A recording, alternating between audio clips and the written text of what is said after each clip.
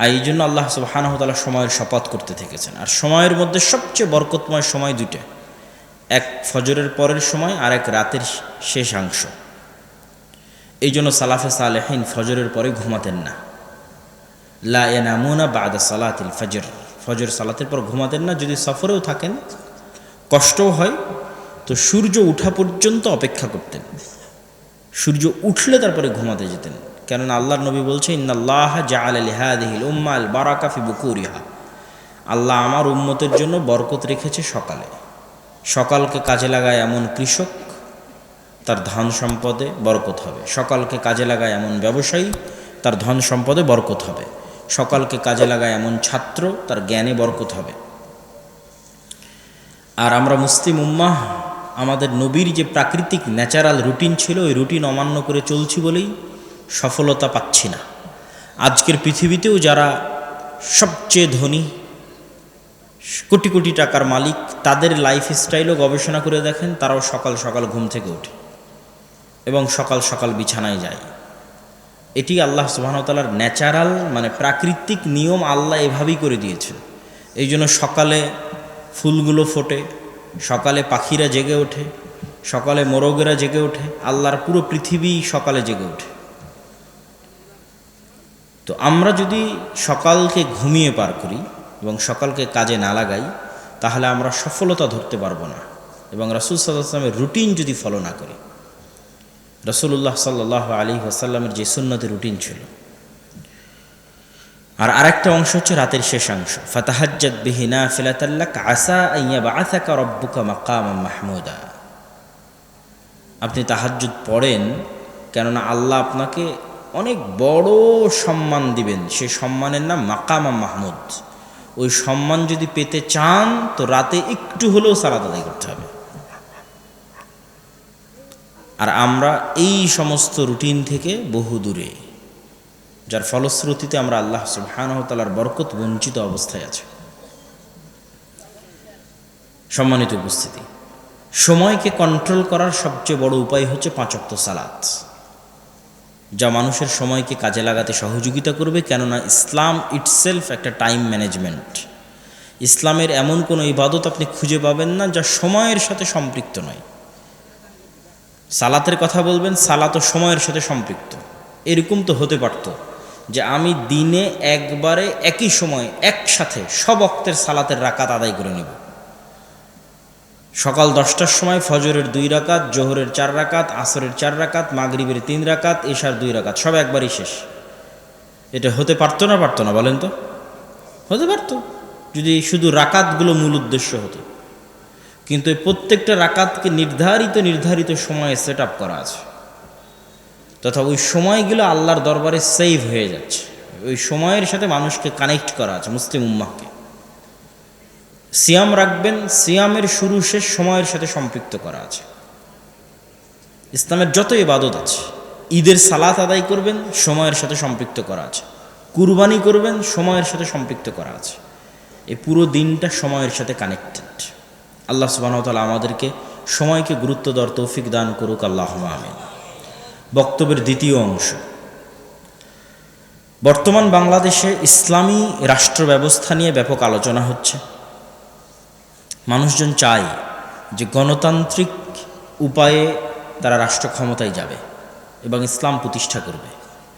এটি যে আকাশ কুসুম অলীক কল্পনার শামিল, তা তারা বুঝতে পারে না। ইসলাম রাষ্ট্র ক্ষমতায় যাবে, আর সবচেয়ে বড় ব্র্যান্ডিং হচ্ছে ন্যায় বিচার। রাসূলুল্লাহ সাল্লাল্লাহু আলাইহি ওয়াসাল্লাম বলেন, লা তাকুমু সাআহ হাত্তা ইয়ানজিলা ঈসা ইবনে মারইয়াম। কিয়ামত ততদিন হবে না যতদিন মারিয়ামের সন্তান ঈসা পৃথিবীতে নেমে না আসেন। পৃথিবীতে নেমে এসে তিনি সমগ্র পৃথিবীতে হাকামান মুকসিতা, ন্যায় বিচার প্রতিষ্ঠা করবেন। তো ইসলামের রাষ্ট্র ক্ষমতার ব্র্যান্ডিং ন্যায় বিচার। তো ঈসা আলাইহিস সালাতু ওয়াস সালাম নিজে ন্যায়পরায়ণ না হলে উনি কি ন্যায় বিচার প্রতিষ্ঠা করতে পারবেন? কথা বলেন না যে পারবেন? পারবেন না।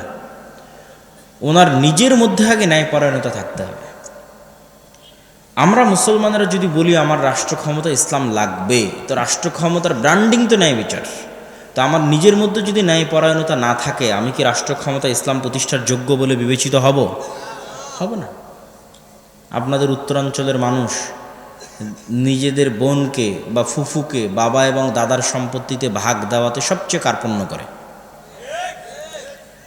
এবং বোনের সাথে এই মর্মেই সম্পর্ক রক্ষা করে যে সে বাপের বাড়িতে আসতে থাকবে, যেতে থাকবে, এই শর্তে বোনের সম্পত্তি ভাই ভোগ করে। তাহলে আমি আমার বোনের সম্পত্তি বন্টনে ন্যায় করতে পারিনি, আমার ফ্যামিলির মধ্যে আমার বোনকে ন্যায়ের ভিত্তিতে তার বাবার সম্পত্তি দিতে পারিনি। তাহলে আমার মতো ব্যক্তিকে যদি রাষ্ট্র ক্ষমতা দেওয়া হয়, আমি রাষ্ট্র ক্ষমতা পেলে আমি তো গত 16 বছরের চেয়ে বেশি দুর্নীতি করব, কেননা আমি তো আমার বোনের সাথে ন্যায় প্রতিষ্ঠা করতে পারিনি। 16 কোটি মানুষের সাথে কিভাবে ন্যায় প্রতিষ্ঠা করব? ঠিক আপনাদের উত্তরাঞ্চলে যৌতুকের ভিত্তিতে বিবাহের প্রচলন সবচেয়ে বেশি, ডিমান্ড ছাড়া বিবাহ হয় না। তো ডিমান্ড যখন নেওয়া হচ্ছে তখন ওই মেয়ে এবং মেয়ের পরিবারের উপর জুলুম করা হচ্ছে। তাহলে যেই স্বামী বা যেই যুবক তার শ্বশুরের সম্পত্তি থেকে মোটরসাইকেল নেওয়া, ফ্রিজ নেওয়া, এসি নেওয়া, খাট নেওয়ার লোভ সামলাতে পারেনি, ওকে রাষ্ট্রের দায়িত্ব দিয়ে দিলে ব্যাংক যে গত 16 বছর যা লুটতরাজ হয়েছে তার চেয়ে বেশি হবে না, এর কোনো গ্যারেন্টি আছে? কোনো গ্যারেন্টি নেই। তেন ওর শ্বশুরের সম্পত্তির প্রতি সে লোভ সামলাতে পারেনি। তাহলে রাষ্ট্রের দায়িত্ব দিলে সে পারবে? সে এর চাইতে বেশি চুরি করবে। তাহলে এই সমস্ত মুসলমানেরা কি আপনার মনে হয় আল্লাহর যে ইসলামী রাষ্ট্র ব্যবস্থার ব্র্যান্ডিং, যে ন্যায় বিচার প্রতিষ্ঠা করা, তার যোগ্য? আপনার কি মনে হয় তার যোগ্য? তার যোগ্য না। একই অবস্থা ইসলামী দল, ইসলামী সংগঠন, ইসলামী মাদ্রাসা, ইসলামী মসজিদ, ইসলামী ফাউন্ডেশন, সব জায়গায় সকল ক্ষেত্রে ইসলাম আছে, বাহ্যিক রিচুয়ালস, আনুষ্ঠানিকতা, সালাত, সিয়াম, হজ, যাকাত, নাই কি ন্যায়। মাদ্রাসায় সমস্যা কেন? ন্যায়ের অভাব। ইসলামী দলের আমির ওই কর্মীকেই পদায়ন করেছে যে বেশি চামচামি করে, আর ওকে বের করে দিয়েছে যে বেশি পরিশ্রম করে। তো এইভাবে প্রত্যেকটা সেক্টরে আপনি তাবলিগ জামাতের যে গ্রুপিং আছে সেখানে যান, ঢুকলে দেখবেন বাহির থেকে মনে হবে অনেক আদর্শিক দ্বন্দ্ব বলে কিছু নাই। আসলে ন্যায় রক্ষা হয়নি। হয় যিনি আমির উনি রক্ষা করতে পারেনি, না হয় যারা মামুর তারা রক্ষা করতে পারেনি। তো যারা নিজ নিজ সেক্টরে ন্যায় প্রতিষ্ঠা করতে পারছে না, সে রাষ্ট্রে ন্যায় প্রতিষ্ঠা করতে পারবে? পারবে না। যে নিজের দলে, নিজের মাদ্রাসায়, নিজের মসজিদে ন্যায় প্রতিষ্ঠা করতে পারেনি, ও রাষ্ট্রে ন্যায় প্রতিষ্ঠা করার অযোগ্য। ফলত আল্লাহর দৃষ্টিতে যে ইসলামী রাষ্ট্র, সেটার সে যোগ্য নয়। আবার যদি মিথ্যার দিক থেকে দেখেন, যে মিথ্যার অপরাধ মুসলমানদের কাছে কতটা হালকা হয়ে গেছে আজকের যুগে, যেখানে তৎকালীন মক্কার কাফের মুশরিকরা পর্যন্ত যারা নেতা ছিল, নেতৃস্থানীয় জায়গায় ছিল, তারা মিথ্যাকে ভয় পেত। আবু তালেব কাফের, মুশরিক, মূর্তি পূজক, কিন্তু আবু তালেব আল্লাহর নবীর চাচা, কোনোদিন মিথ্যা বলেছে এটা প্রমাণ করা খুব কঠিন আছে। আবু তালেব তার জবানের দাম রক্ষা করার জন্য 3 বছর তার ভাতিজা মুহাম্মদ সাল্লাল্লাহু আলাইহি ওয়াসাল্লামের সাথে শিয়াবে আবি তালেবে না খেয়ে বয়কট অবস্থায় জীবনযাপন করেছে, শুধু মুখের কথা রক্ষা করার জন্য। আবু সুফিয়ান যখন কাফের মুশরিক, বাদশাহ হিরাক্লিয়াস, রোমান এম্পায়ার বাদশাহ হিরাক্লিয়াসের দরবারে তার চিরশত্রু মুহাম্মদ সাল্লাল্লাহু আলাইহি ওয়াসাল্লাম সম্পর্কে মিথ্যা বলেনি। চাইলে বলতে পারত, কোনো ক্যামেরা, মোবাইল, লাইভ রেকর্ডার কিচ্ছু ছিল না, কিন্তু বলেনি। কিন্তু আপনি এখন বাংলাদেশের কোনো এক রাজনৈতিক দলের নেতাকে আর এক রাজনৈতিক দলের নেতা সম্পর্কে জিজ্ঞেস করেন, যা বলবে সব মিথ্যা। কেননা এই গণতান্ত্রিক রাজনীতিটা টিকেই আছে কিসের উপর? মিথ্যার উপর টিকে আছে। তাহলে এরকম মিথ্যুক মানুষেরা ইসলামী রাষ্ট্রের নেতৃত্ব দেওয়ার যোগ্য বলে বিবেচিত হবে? কখনোই না। এই ধরনের মুসলমানদের আল্লাহ সুবহানাহু ওয়া তাআলা নেতা বানাবেন না। নেতা হতে হলে ন্যায় পরায়ণ হতে হয়, সত্য বলতে শিখতে হয়, না হলে নেতা হওয়া যায় না। আর আল্লাহর নবী চান যে মুসলিম উম্মাহ নেতৃত্ব দানকারী জাতি হোক, গোলাম জাতি না হোক। চান দেখেই তিনি বলছেন, কেননা নেতার আত্মসম্মান থাকে, মিথ্যুকের কোনো আত্মসম্মান থাকে না। চান দেখে আল্লাহর নবী বলছেন, আল্লাহুম্মা ইন্নী আউযু বিকা মিনাল মা'সামি ওয়াল মাগরাম, আল্লাহ আমি পাপ থেকে বাঁচতে চাই, ঋণ থেকে বাঁচতে চাই। আর এক দোয়াই বলছেন আল্লাহুম্মা ইন্নী আউযু বিকা মিনাল হাম্মি ওয়াল হুজন, বলতে বলতে ওয়াজালাইদ দাইন, ঋণ থেকে বাঁচতে চাই। আল্লাহ নবীকে জিজ্ঞেস করা হলো কেন ঋণ থেকে বাঁচতে চান? তিনি বললেন ইজাস্তাদানা রাজুল, মানুষ যখন ঋণ নেওয়া শুরু করে তখন মিথ্যা বলা শুরু করে। বোঝেননি মনে হয়? মানুষ যখন ঋণ নেওয়া শুরু করে তখন কি বলা শুরু করে? তাহলে মিথ্যা যেন না বলতে হয়, এই জন্য আল্লাহর নবী কি নিতে চান না? লোন নিতে চান না। কেননা লোন নিলে মিথ্যা বলতে হয়, মিথ্যা বললে নেতৃত্বের যে যোগ্যতা আছে, সেলফ রেসপেক্ট, আত্মমর্যাদা যে আছে, এটা নষ্ট হয়ে যাবে, গোলাম হয়ে যাবে। এই জন্য ইহুদিরা চায় সুদের এমন একটা ইকোসিস্টেম তৈরি করতে যে পৃথিবীর প্রত্যেকটা মানুষ ঋণগ্রস্ত হবে। তো প্রত্যেকটা মানুষ ঋণগ্রস্ত হলে প্রত্যেকটা মানুষ মিথ্যুক হবে। তো প্রত্যেকটা মানুষ মিথ্যুক মানে প্রত্যেকটা মানুষ চামার, মানে গ্রামের থার্ড পার্সন যার কোনো সেলফ রেসপেক্ট নাই, তাহলে ও জীবনে কোনো দিন নেতা হতে পারবে না। ওর নেতৃত্বের যোগ্যতা ওখানেই শেষ হয়ে গেছে। আপনি দেখেন আপনার গ্রামগঞ্জ আশেপাশ কোথায় সুদভিত্তিক কিস্তির ভিত্তিতে মুসলমানেরা লোন নিচ্ছে না? গ্রামে গঞ্জে ঘরে ঘরে সবাই ঋণী এবং সবাই মিথ্যুক। আল্লাহর নবী যেহেতু বলেছেন সেহেতু সত্য। আপনিও বাছাই করে দেখতে পারেন, যতজন কিস্তির ভিত্তিতে লোন নিচ্ছে তারা সবাই মিথ্যার আশ্রয় নিচ্ছে না সে নিজে মিথ্যা বলতেছে, তার স্ত্রীকে মিথ্যা বলাচ্ছে, তার সন্তান সন্ততিকে মিথ্যা বলাচ্ছে। তাহলে পুরো একটা মিথ্যুক পরিবার থেকে নেতার জন্ম হতে পারে? ইসলামের নেতৃত্ব দিবে ওই নেতার জন্ম হবে না। তারেক বিন জিয়াদ, মোহাম্মদ বিন কাসেম, ওমর ইবনুল খাত্তাব, খালিদ ইবনুল ওয়ালিদ, এদের জন্ম হবে না, গোলামের জন্ম হবে। সম্মানিত উপস্থিতি, তাহলে ইসলামী রাষ্ট্র প্রতিষ্ঠা করতে হলে আগে আপনাকে সেই যোগ্যতা অর্জন করতে হবে যে আপনি নেতৃত্ব দিবেন, মুসলমানদেরকে নেতৃত্ব দেওয়ার যোগ্যতা অর্জন করতে হবে। তো মুসলমানদের নেতৃত্ব দেওয়ার যোগ্যতা অর্জন করার জন্য বেসিক মূলনীতি যা আল্লাহ সব নবীকে দিয়েছেন, সব নবীকে যে গুণের উপর জন্ম দিয়েছেন, একটা ন্যায় প্রতিষ্ঠা করতে পারা আর একটা সত্য বলতে পারা, মিথ্যার সাথে কোনো আপোষকামিতা না থাকা। 3 নাম্বার যে বিষয়টা আমাদের লাগবে সেটা হচ্ছে আমাদের নিজেদের দিনের উপর ফুল কনফিডেন্স থাকতে হবে। আমাদের দিনের উপর আমাদের আত্মবিশ্বাস নাই। আজকের ভারত 47 সালে সেকুলারিজমের উপর প্রতিষ্ঠিত হয়েছিল, আর আজকে সে ভারত দাঁড়িয়ে আছে হিন্দুত্ববাদের উপর। আর বাংলাদেশের মানুষ ভারতের মানুষকে নিয়ে ট্রল করতেছে যে তারা গোমূত্র পান করে, তাদের টয়লেট নাই, অমুক তমুক। তো টয়লেট নাই, গোমূত্র পান করে, ঠিক আছে, কিন্তু তার বিশ্বাস ভ্রান্ত হলেও ওই বিশ্বাসকে রাষ্ট্রে প্রতিষ্ঠা করার মতো হিম্মত আছে। আর তুমি কত বড় গোলামের গোলাম যে আল্লাহর নবীর একটা সুন্নাত না তোমার ব্যক্তি জীবনে, না পরিবারে, না সমাজে, না রাষ্ট্রে তুমি প্রতিষ্ঠা করতে পেরেছো। বরং হীনম্মন্যতায় ভোগো, নিজের নবীর দিন নিয়ে, নিজের নবীর সুন্নাত নিয়ে হীনম্মন্যতায় ভোগো। না জানি কে সন্ত্রাসী বলে, না জানি কে জঙ্গি বলে। তাহলে এরকম হীনম্মন্য জাতি কখনো নেতা হতে পারবে না, এরকম হীনম্মন্য জাতি কখনো মুক্তি পেতে পারবে না। আপনাকে যেমন বাংলাদেশের একটা রাজনৈতিক দল দেখলাম বলতেছে যে আমি ভারতকে আশ্বস্ত করেছি যে মৌলবাদীদের ঠিকানা বাংলাদেশে হবে না। তো কত বড় গোলামির রাজনীতি, কত বড় গোলামের রাজনীতি! ভারত আশ্বস্ত করবে বাংলাদেশকে যে ভারত থেকে বাংলাদেশের বিরুদ্ধে কোনো অপপ্রচার চালানো হবে না, এর নাম স্বাধীনতা। সেখানে কত বড় গোলাম হলে বলে যে আমরা ভারতকে আশ্বস্ত করেছি। তো এই গোলামিটা আমাদের রক্তের মধ্যে ঢুকে গেছে এবং মিথ্যা বলতে বলতে আমরা এই গোলামি বহন করছি এবং নিজের দিনের উপর কোনো কনফিডেন্স নাই। নিজেকে কত বড় ধর্মবিদ্বেষী প্রমাণ করতে পারে, নিজেকে কত বড় কোরআন বিমুখ প্রমাণ করতে পারে, কত বড় হাদিস বিমুখ প্রমাণ করতে পারে, কত বড় সেকুলার প্রমাণ করতে পারে, এগুলোই হয়ে গেছে মুসলমানদের রাজনীতির ভিত্তি। এটা হচ্ছে গোলামির পরিণতি এবং গোলামির চিহ্ন। তো আমাদেরকে এই গোলামির চরিত্র থেকে, গোলামির স্বভাব থেকে বের হয়ে নিজের দিনের উপর কট্টর হতে হবে, অটল হতে হবে। সারা পৃথিবী ডানপন্থার দিকে যাচ্ছে, আপনি গেলে সমস্যা কী? আপনার পাশের দেশ কট্টর ডানপন্থী হিন্দু, তারপরে আরেকটু দূরে গেলে ইসরায়েল কট্টর ডানপন্থী হিন্দু, সমস্যা কী? ইসরায়েল তো কাউকে পরোয়া করছে না, সে তো কট্টর ডানপন্থী ইহুদি।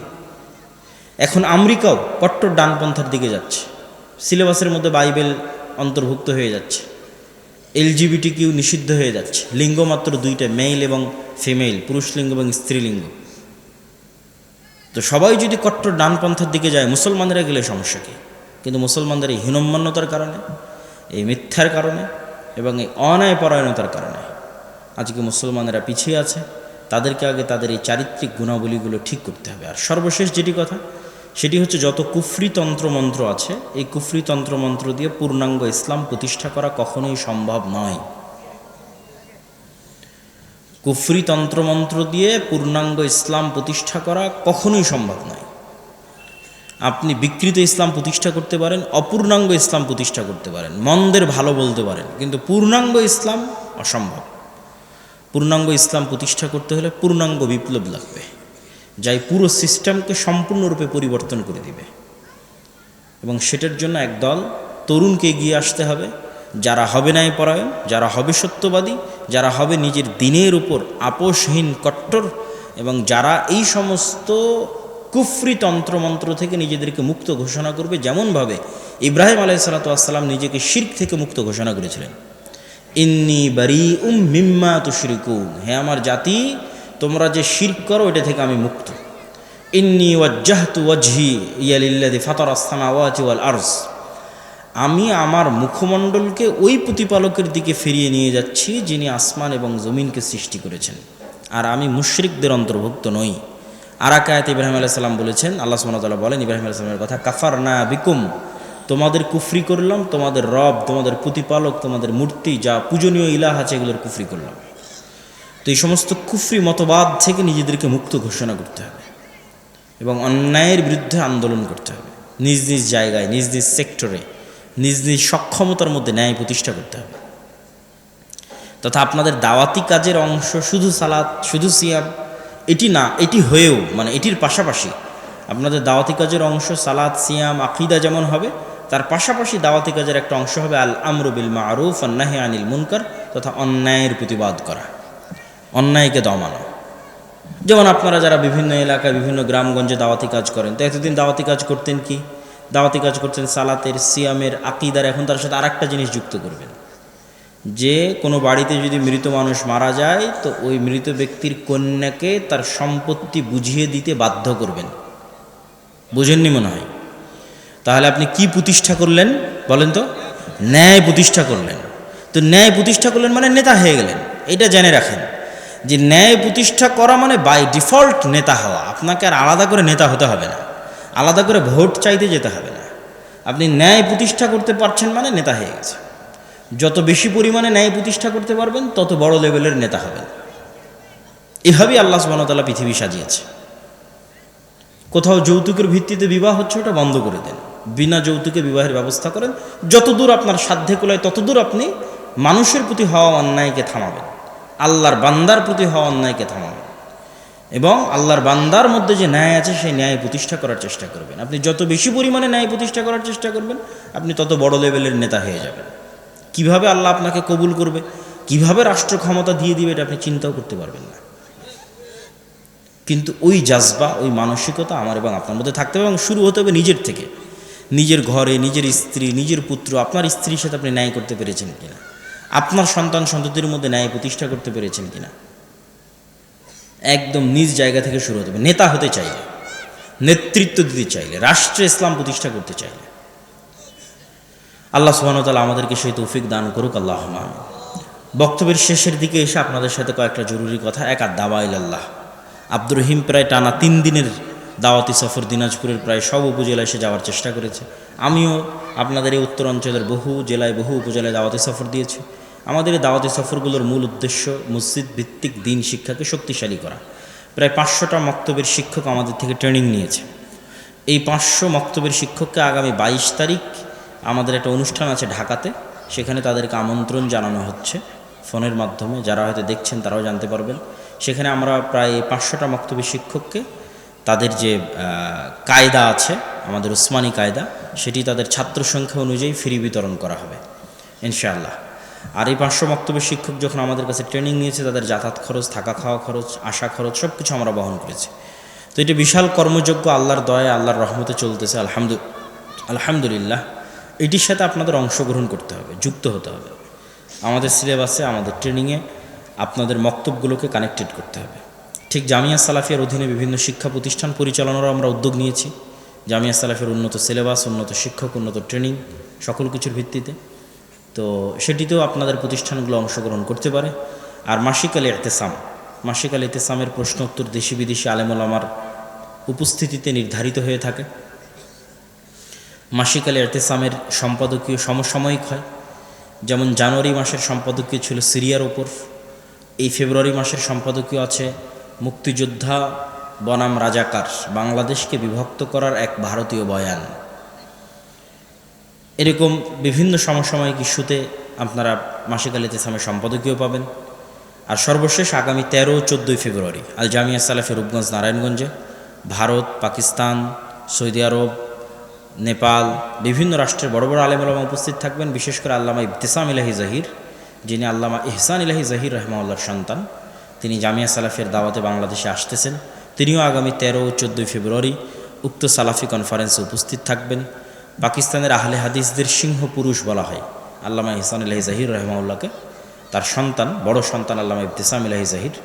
তা আপনাদের সকলের উদাত্ত আহ্বান থাকলো উক্ত আগামী 13 ও 14 ফেব্রুয়ারির 2 দিনব্যাপী রূপগঞ্জের কনফারেন্সে উপস্থিত হয়ে সেটিকে সাফল্যমণ্ডিত করার, আর দাওয়া ইলাল্লাহর সাথে সম্পৃক্ত হয়ে মসজিদ ভিত্তিক দিন শিক্ষাকে শক্তিশালী করার এবং মাসিক আল ইতিসাম পড়া এবং ফ্রি বিতরণের মাধ্যমে এই দাওয়াতি কাজকে আরও শক্তিশালী, আরও জোরদার করার। আল্লাহ সুবহানাহু ওয়া তাআলা আমাদের সকলকে কবুল করুক, আল্লাহুম্মা আমিন।